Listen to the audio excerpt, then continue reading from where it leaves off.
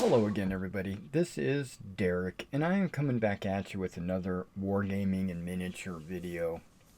In today's video, we're going to continue on with my World War II project update.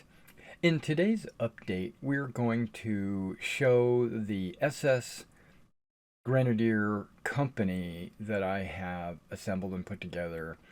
Uh, Okay, so on the turntable here is a platoon of 3 squads, right? And these are based for battle group.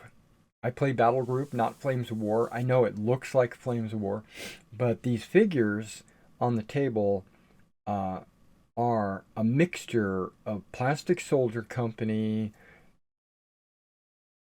Battlefront, which is the Flames of War miniatures, and Forged in Battle.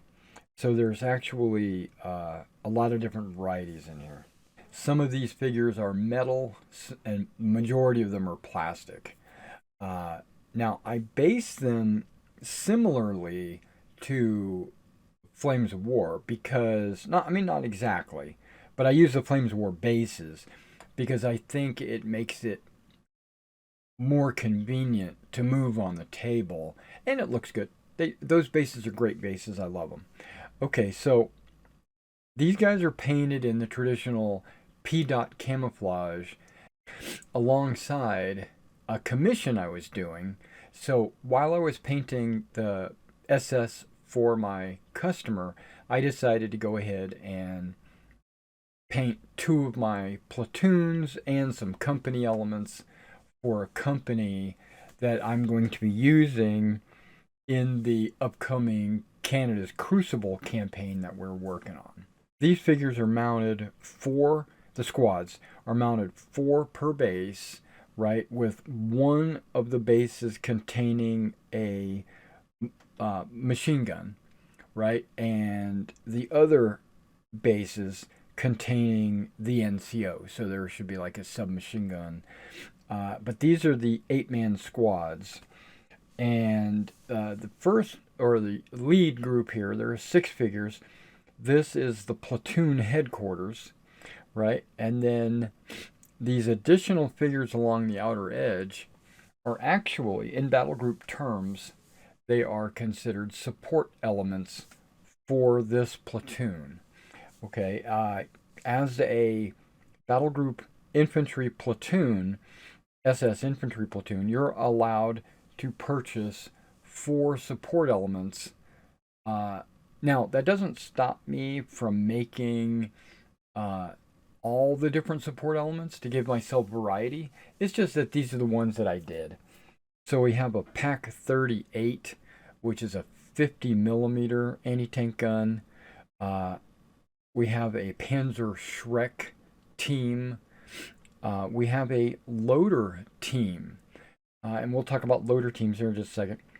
But I also have a 81 or 8 centimeter mortar, and we have a medium machine gun team.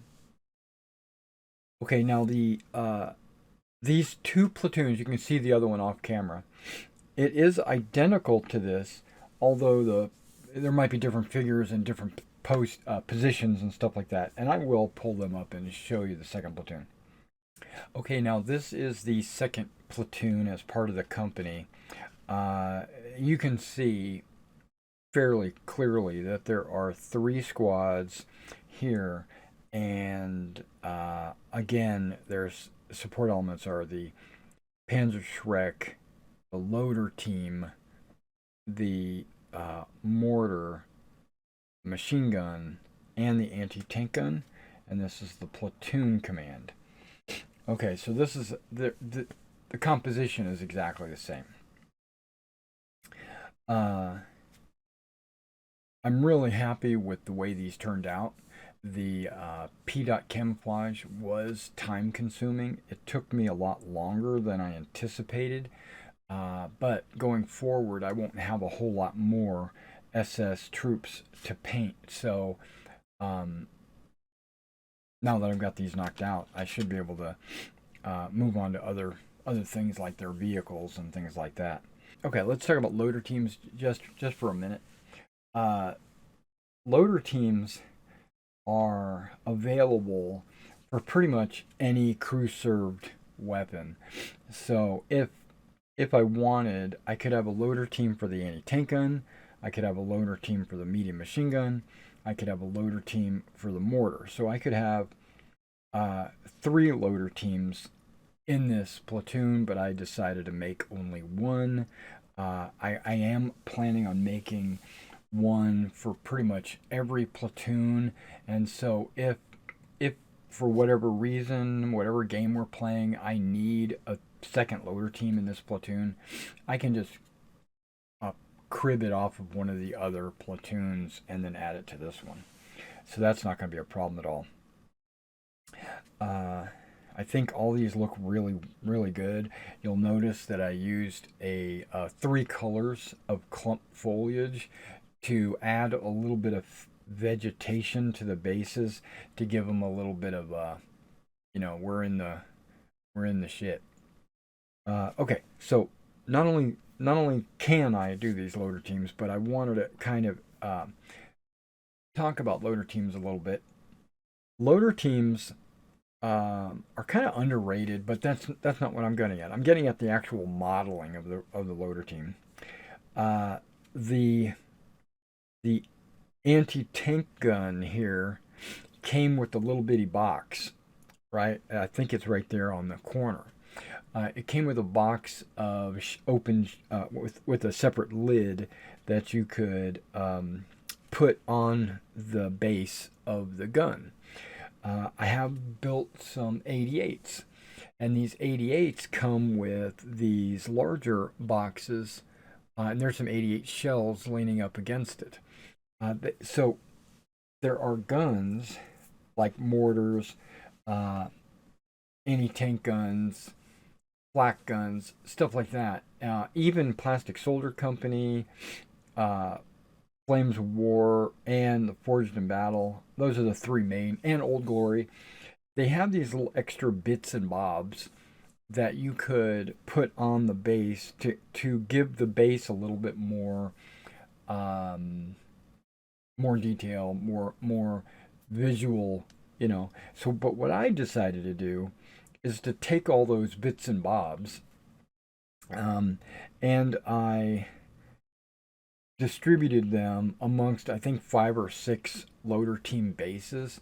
So I've got a bunch of shells, I got a bunch of open boxes, and then in the Plastic Soldier Company, when you order or purchase the heavy weapons box, you get a figure. You get actually 1 figure per sprue, so I think you get 4 of these figures of guys like hauling a box behind him. And so that kind of prompted me, that one single figure right there prompted me to make these loader teams, because normally I wouldn't bother. I would just put like 3 infantry guys on a stand and then put them on the shelf somewhere. And then if I ever needed a loader team, I would just go grab one of those infantry stands with 3 people on them. Like maybe I'll grab one of these extra stands like that, because that's an infantry stand that's part of the headquarters element. I might grab one of these and just call it a loader team. But because I had this guy hauling a box, I thought it would be neato or cool to put him on a base. Whoops, where is it? Put him on a base with maybe an officer or an NCO and an extra loader, and then some of the accessories. Now, if I had tires or crates or barrels or just foot lockers, any kind of accessory like that, I'm going to start using for my loader team bases, because it basically makes them look like they're carrying a lot of extra ammo and stuff like that. So, and it pretty much it lets you know exactly what kind of a stand that is. you know, like when you look at a mortar stand, you know exactly what kind of stand that is. When you look at the machine gun stand, you know exactly what kind of machine or what kind of stand it is because of the main weapon or the main dominant feature on that stand. Um, and I think they look good. You guys can tell me what you think of my loader stands in the comments. I'd appreciate what you have to say. Uh, yeah, and so I did a little experimenting with helmet cover, or not helmet cover, helmet colors, and uh, basically I took this opportunity to experiment, uh, trying out different colors for different aspects of the figures, and I really like the way these guys turned out. This is not a German gray for their solid helmets. It's actually a really dark green. It's not, it might be black green, but it also might be dark green. I don't remember, but what I did was I took my pen and I wrote on the dark green or the black green, I can't remember. I wrote helm, so you know it tells me that I'm going to be using that for the helmets. So in the future, I don't have to like guess. I can just go and grab that.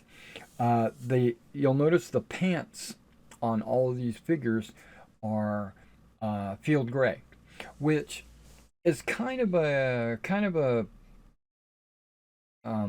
disservice to the uniform because yes, they did have field gray pants, but they also had camouflage pants, and there is there is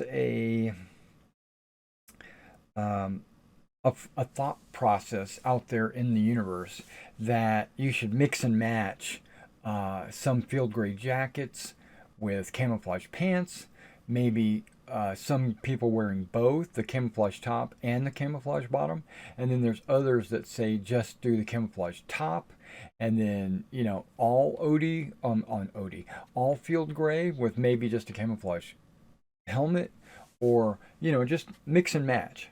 Okay, now I've been in the army. Maybe a lot of you have been in the army. I'll tell you right now that that is not the way the military works.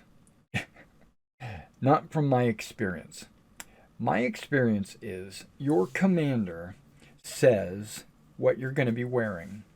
He says, okay, today we're only wearing camouflage tops. Or, guys, make sure you put on your camouflage bottoms. Or don't worry about it. We're just going to wear, you know, our field gray uniforms today, or whatever. And it would apply to everyone in the platoon. It does. It's not an individual decision on how they want to dress. That is that's not a thing. Um, okay, so I decided to make both of these grenadier platoons camouflage top and field gray bottoms. Mainly, I'm doing it exactly like the commission. The guy that wanted me to paint his guys for him, he specifically said just camouflage tops and field gray bottoms on everybody. And I was like, okay, that sounds good. And so I did that for him. But in the process, I decided it would be neato if I did the exact same thing for my platoons. Okay, let me bring up the company headquarter elements, and then I'll continue this conversation about the uniform decisions. All right, this is the company headquarters. This is what's called in battle group a FHQ, or a forward headquarters element. In almost every army I've noticed, it's 3 men, right? And they're almost always, not only are they officers, which there's special abilities on certain units that give them additional abilities, and one of them is called officer, right? And so this guy's, you can see, I put him in, the trench coat, overcoat. Um, and then there's another ability called uh, spotter, which is for artillery spotter, which allows him to call for fire in the game, so he can radio in and get artillery dropped and stuff like that. So I thought it would be prudent to make sure that I put a radio man on his base. So you can see this guy on his left is actually carrying a radio. So that's and the other guy's just some random figure. So that is my forward headquarters element. And this is an FO, which you can also see has a radio. And it's also only a 2-figure unit. And this guy's pointing and he has a pair of binoculars in his hand. I thought he was a good FO option. And then this is actually the metal walls, because I ordered snipers separately, and I got 3 sniper teams total, and this is one of them. And one of the sniper teams, or I should say the pack, when I ordered the sniper teams, came with this wall, and there was enough walls that I could have put it on 2 different bases, but I decided to use all the pieces on this one base, and it kind of makes it, I think it looks good. And then it's a broken wall, and this guy's shooting over the wall, and this guy's spotting from behind a bush. I think it's really cool. I mean, you decide. And then this is a Pack 40. This is a plastic Pack 40 that I bought a separate sprue. So I think the sprue was like $7 or something like that. But I put the Pack 40 together, and then I found some crew members that were extras from other guns, because Flames War is very good about giving you 5 or 6 men per gun, and in battle group you will only use 3 up to about 75 millimeter. Anything over 75 millimeter is considered a heavy gun, and heavy guns have 4 figures on them. And so this is obviously a 3-figure gun, so I put 3. I basically took 3 figures from those other guns and just made a new base, made a new Pack 40. I already have 2 other Pack 40s, but they're painted as a Luftwaffe division. Okay, so I was going to talk about uniforms. Okay, so I come up with this idea. I don't know how effective it's going to be, but I came up with this idea, and I want to make my units uniform. So if it's an infantry platoon, they're just going to have camouflage tops on. And then I thought about this. I said, I am also, in the near future, making a reconnaissance or an Aufklärungs platoon. I don't think I'm going to do a whole company, but I am going to do a platoon. And because they're reconnaissance, they're like riding around in 250s. I think I'm going to do tops and bottoms on those. I'm going to do the entire uniform, and so when you look at the figures, you're going to say, oh, they're obviously part of the scouts, or it'll basically just give you an additional clue that they're scouts. It's because they're completely camouflaged. And then I also thought that I've got some engineers that I'm going to be doing as well, some assault engineers, and I thought I would do them with camouflage bottoms, just the pants. And so basically the 3 types of infantry in this SS division will have 3 unique layouts. But I think I'm not going to do that, because just camouflage pants would be hard to see.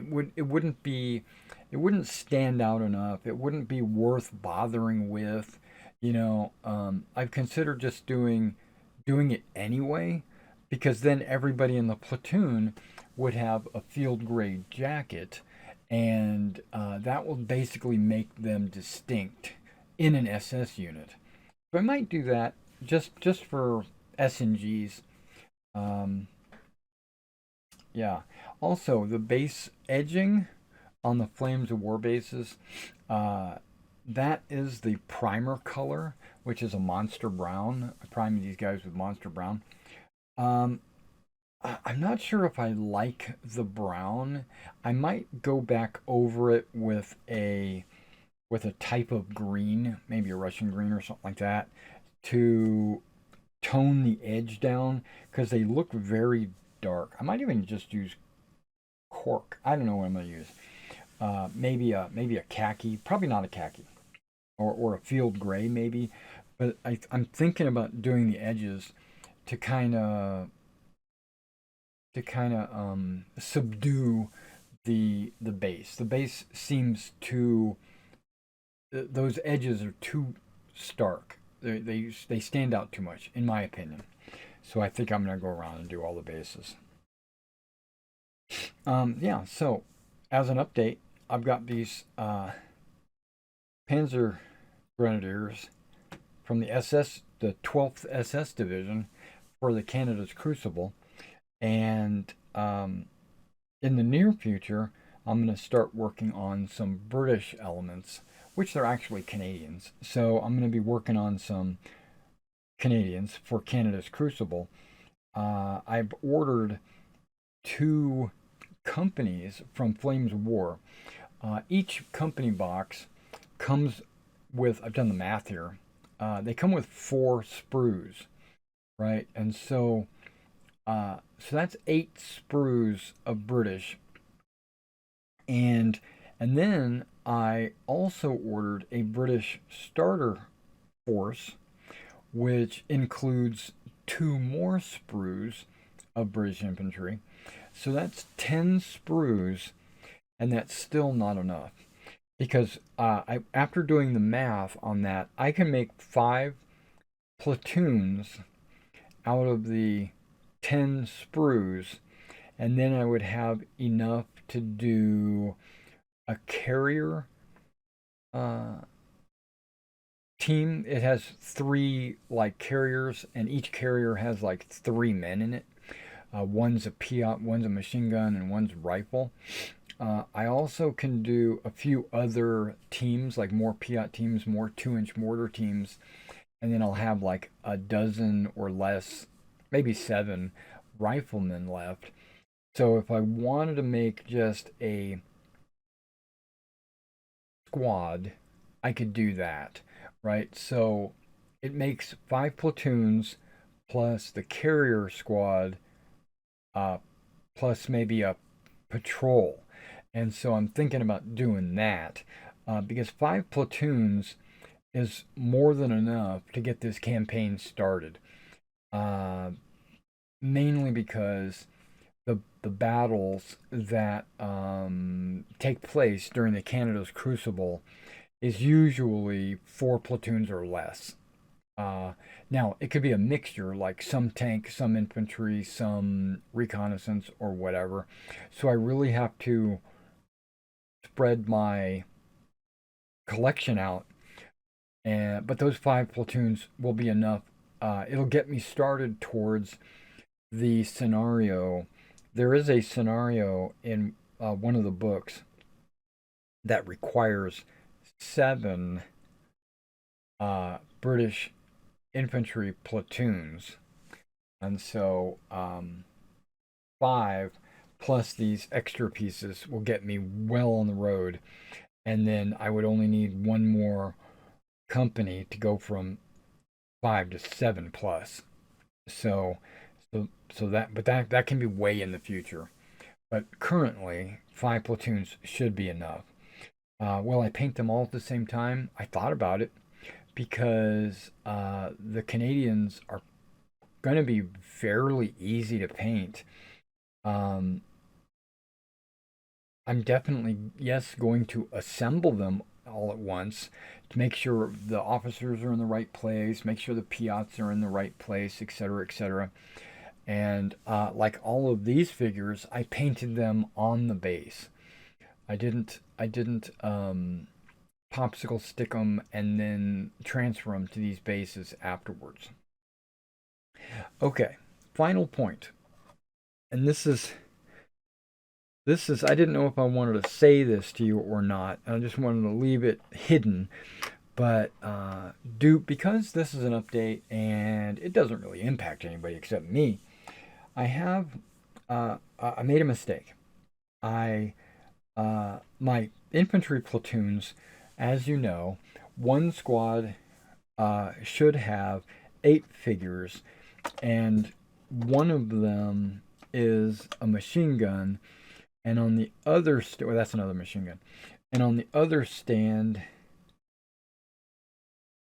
okay, yeah, on the other stand, you would have an NCO with an MP40, and that is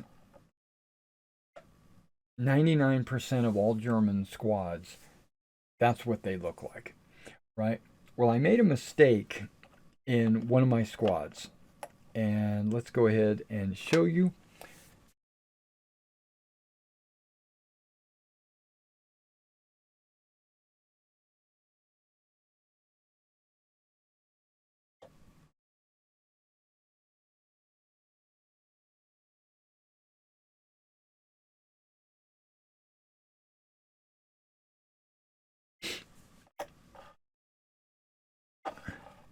Okay.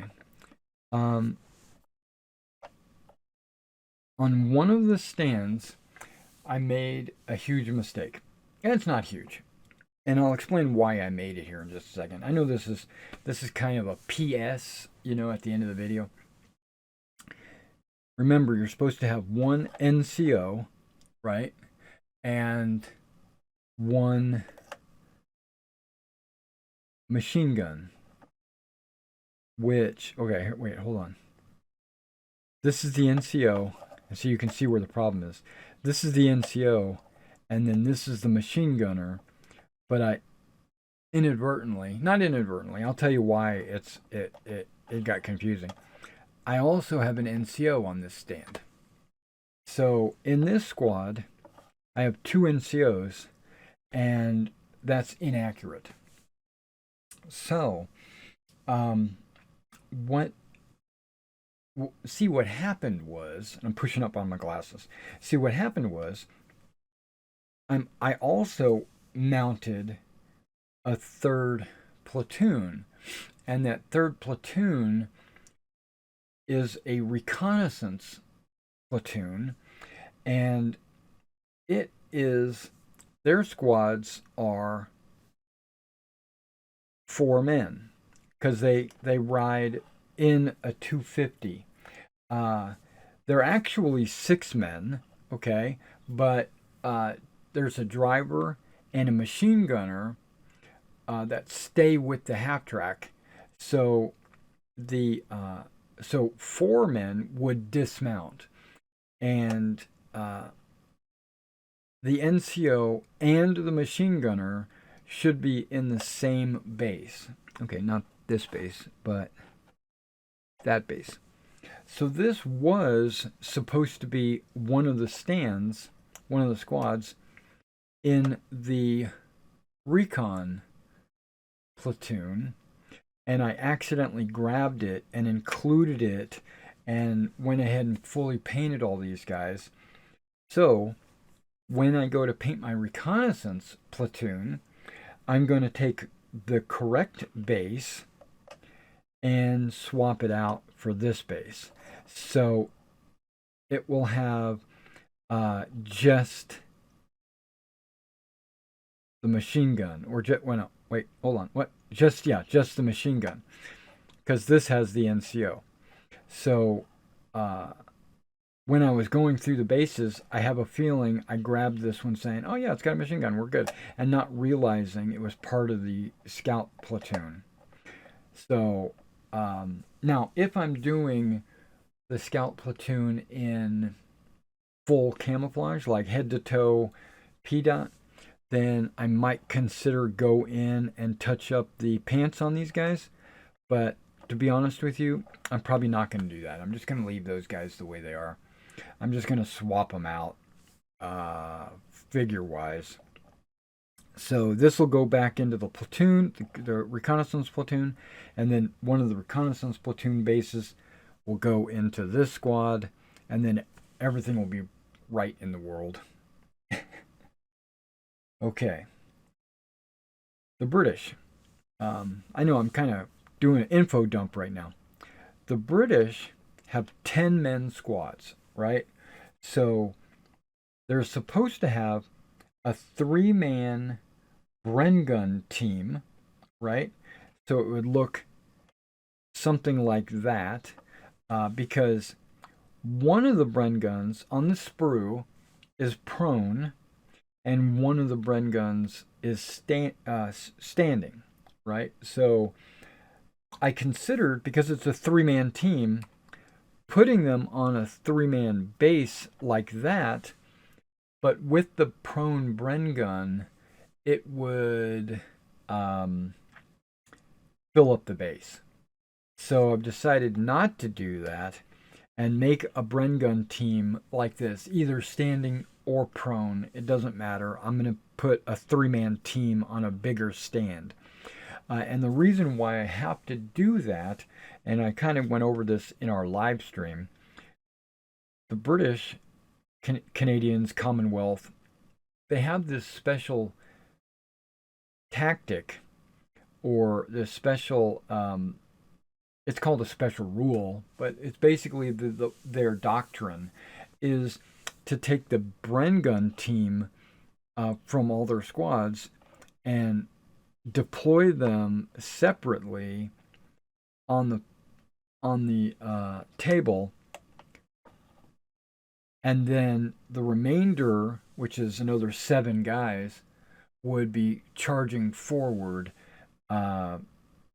as the maneuver element. So you'd have like a support element with all the Bren guns from the platoon, which is 3, and then they would be charging forward with the rest of the guys, with the NCOs and stuff like that. And I also think that the British have like a senior NCO, like the squad leader, and a subordinate NCO, which is like an assistant squad leader. And the assistant squad leader would take command of the Bren gun. So what I am planning on doing, and the Bren gun's not crew served, it only requires 1 man to operate.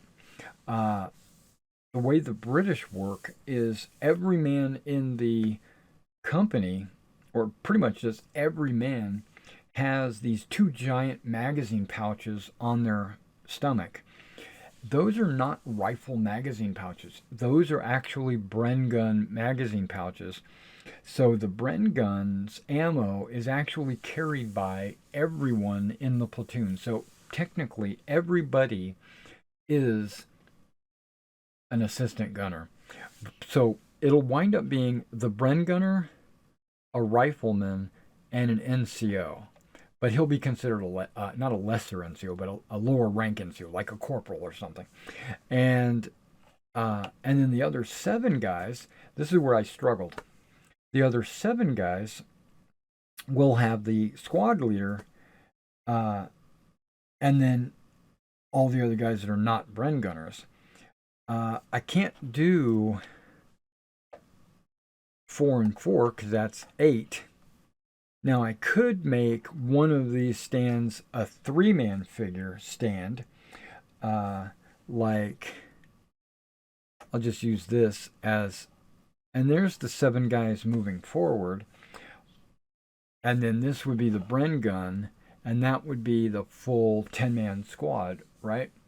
Well, I don't like that look. I mean, I love that look, but I feel that I would rather have a 3-man stand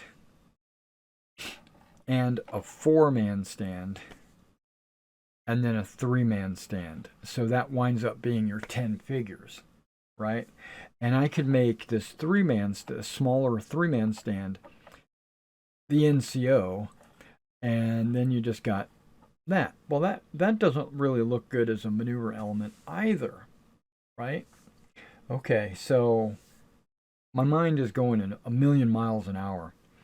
So I have another option, and that's to do, I don't have it here, but just imagine this being a 5-man stand, which it can be. It can be a 5-man stand, and then a 2-man stand, right? So this is like 5 riflemen, and then there would be the NCO, right, and his like RTO, or his like personal assistant, his runner, or whatever it is, and then there would be the 3-man Bren gun team. So I considered that, but then that wouldn't look very balanced either, because that would be 5 dudes cramped into this base. So what I think I am going to do is go with 3 medium-sized bases, and where you at? There you go. 3 medium-sized bases, one of them being a 3-man Bren gun team, one of them being a 3-man rifle team, and then the squad leader as part of a 4-man team. So each one will have like 3 rifles, but then you'll have the Sten gunner. So the squad will actually be, I think it'll look balanced like this. It'll look better on the table with the 3 medium, instead of mixing and matching small stands in there just because I'm trying to consolidate or something. It just doesn't look right. So that's what I'm going to do. Now, having said that, the British have some scenarios where they require a 3-man ad hoc anti-tank team, and or a 4-man recon team or something like that. And if I make my squads with 3 and 4, then I'll have these guys available to draw from for other scenarios. I could say, okay, there's a 3-man ad hoc anti-tank team, and then there's the 4-man reconnaissance team, or however it works, right? Yeah, so that's my thought process. I'm looking forward to, I'm going to be putting together some carriers, and that's another thing I just want to share. I'm basically doing an info dump on you, and I appreciate you coming and watching this video. But this is what you signed up for. You signed up for my World War II updates. The British, I'm going to be experimenting with various colors on armored vehicles to determine which one I like best. I know that when you paint small figures like infantry, the color you use on the base will appear darker than it'll appear darker than reality. It has something to do with perception and your eyes adjusting to accommodate for a smaller subject. And so, knowing this, and that's why I adjust which paints I use on 15mm miniatures, but knowing that, I'm going to experiment with different colors on my British armor. I know it's supposed to be olive drab number 15, which I don't know really what I'm not familiar enough with the number 15 olive drab color. I think it has a little blue in it, or maybe it's gray. It's got more gray than the green brown, the green violet, or whatever it is. It's got a little bit more brown in it, or gray in it. It's got a little bit more gray in it. And so I know that would look really good on 1/35 scale or even 1/56 scale or 28 millimeter. I think that would be the perfect color for painting those models. But in a 15 millimeter tank, it might not be the correct color. I know that there's a lot of painters out there that use Russian uniform as their alternative to the olive drab number 15. But the Russian uniform color, in my opinion, is too green, just looking at it. And if I want to shade it, if I want to lighten it up, I don't want to switch the shade from a olive drab to a gray green. I want it to be olive drab, but just a little bit lighter. Okay, so now Vallejo has a British Armor spray, and it's called... All right, I went and grabbed the paint because I wanted to show you the difference. And this is a paint that Vallejo has made specifically for the British Armor. So I know we're zoomed in kind of quite a bit, so you might not be able to see this, but this is Russian uniform, right? This is what everybody's been using for their British Armor, which is fine, but this is the UK bronze green. This is actually their AFV color for 1944 after April, and so, or I suspect it is. So let me show you the difference.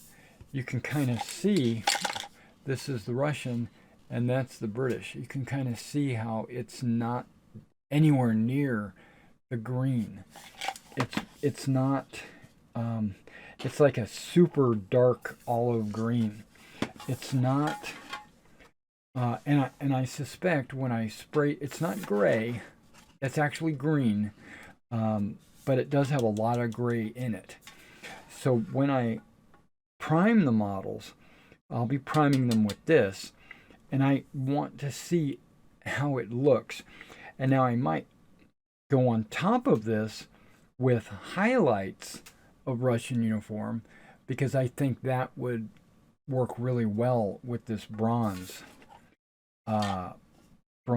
green. And this little plastic sleeve is not always the correct color. It might come out in a lighter shade, or it might come out darker, or whatever. So we'll find out. And that's where I'm excited. I'm going to be experimenting. Now I do have a paint coming in. I think it's AK of olive drab number 15, and I might use that as a highlight. So I'm kind of holding off on. I'm hesitant to do any of my British Armor until I get in all the paints that I want to experiment with.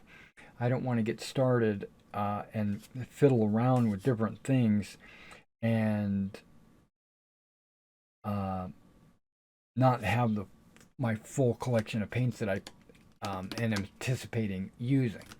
So there's going to be a little bit of a delay there.